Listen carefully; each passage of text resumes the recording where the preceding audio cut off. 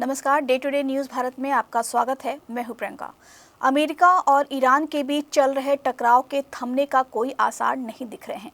दोनों के बीच सीज़फायर भंग होने के बाद अमेरिकी सेना ने छठी रात लगातार ईरान पर तबातोड़ हमले किए हैं। बीती रात हुए हमलों में ईरान के 3 नागरिकों की मौत की खबर है, जबकि कई अन्य घायल बताए जा रहे हैं। अमेरिका ने बीती रात ईरान के कई रिहायशी इलाकों पर हमला किया। सीज़फायर समझौते के बावजूद अमेरिका और ईरान के बीच सैन्य टकराव थमने का नाम नहीं ले रहा है। अमेरिका की यह कार्रवाई ईरान की सैन्य क्षमता को और कमजोर करने के लिए की गई है। पिछले करीब एक हफ्ते से अमेरिका और ईरान एक दूसरे पर लगातार हमले कर रहे हैं।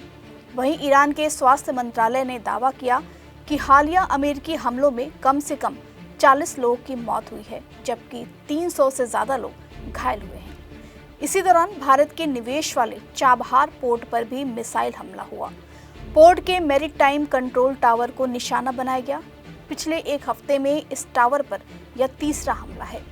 हमलों में तटीय निगरानी केंद्र, एयर डिफेंस सिस्टम, सैन्य लॉजिस्टिक और समुद्री सैन्य ठिकानों को निशाना बनाया गया है।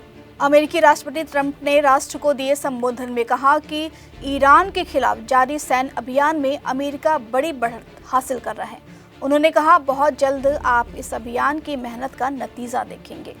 उनका कहना था कि अमेरिका और उसके सहयोगी ईरान के खिलाफ अपनी रणनीति में सफल हो रहे हैं। नतीजे बहुत जल्द ही दिखाई देंगे। उन्होंने कहा कि ईरान के खिलाफ वॉशिंगटन के मिलिट्री अभियान से होने वाले फायदे बहुत जल्द सामने आएंगे। ट्रंप का यह बयान तब आया जब अमेरिका ने स्ट्रेट ऑफ हॉर्मुज से शिपिंग पर लगी पाबंदियों को कम करने के लिए तेहरान पर दबाव बनाने की कोशिशों में अपने हमले तेज कर दिए हैं। अब इस पर धमकियों का दौर चालू हो गया। ईरानी सांसद ने अमेरिकी सैनिकों के कत्लेआम होने का दावा किया है। ईरानी सांसद बेहनाम सईदी ने अमेरिका को धमकी देते हुए कहा कि अगर अमेरिका ने ईरान पर जमीनी हमला किया तो अमेरिकी सैनिकों का कत्लेआम कर दिया जाएगा। ईरान ने यमन के हूती विद्रोहियों से कहा कि अगर अमेरिका ईरान के बिजली ढांचे पर हमला करता है तो वे बाब अल मंदेब स्ट्रेट को बंद करने के लिए तैयार रहें। मिडिल ईस्ट में बढ़ते संकट को देखते हुए भारत सरकार ने हॉर्मुज स्ट्रेट से गुजरने वाले जहाज़ों पर भारतीय नाविकों की तैनाती फिलहाल रोकने के निर्देश दिए हैं। अमेरिका के एयर स्ट्राइक में ईरान के चाबहार पोर्ट के कंट्रोल टावर को नुकसान पहुंचा है। अमेरिकी रक्षा मंत्री पीट हेग्सेथ ने टावर की तस्वीर साझा की। ईरानी सरकारी मीडिया ने चाबहार पर तीसरे अमेरिकी हमले की पुष्टि की, लेकिन कंट्रोल टावर को नुकसान पहुंचने पर कुछ नहीं कहा। ईरान के मुताबिक यह टावर पोर्ट पर व्यावसायिक जहाज़ों की निगरानी करता था। अमेरिका और ईरान के बीच बढ़ते सैन्य तनाव के कारण अंतर्राष्ट्रीय बाजार में कच्चे तेल की कीमतों में लगातार तेजी बनी हुई है।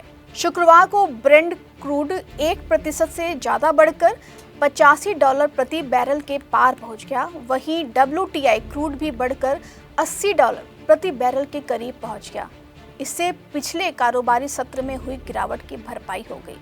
इस खबर पर आपको कोई प्रतिक्रिया देनी है तो आप हमारे कमेंट बॉक्स सेक्शन में अपनी प्रतिक्रिया दे सकते हैं। यहाँ कंस्ट्रक्शन में हम क्वालिटी से नहीं खेलते हैं।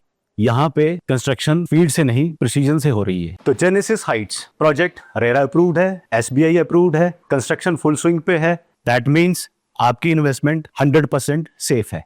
तो चंडीगढ़ यहाँ से मात्र 4 मिनट, एयरपोर्ट 10 मिनट की दूरी पे, decathlon, DMart, KFC, McD, everything with in 2 minutes.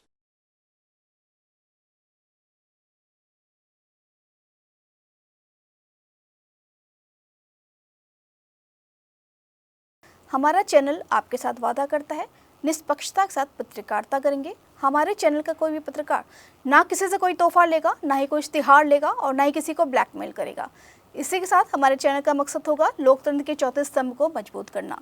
इस तरह की नई और ताज़ी खबरों को देखने के लिए जुड़े रहें day to day news Bharat के साथ। हमारे चैनल को लाइक, शेयर और सब्सक्राइब करना ना भूलें। धन्यवाद।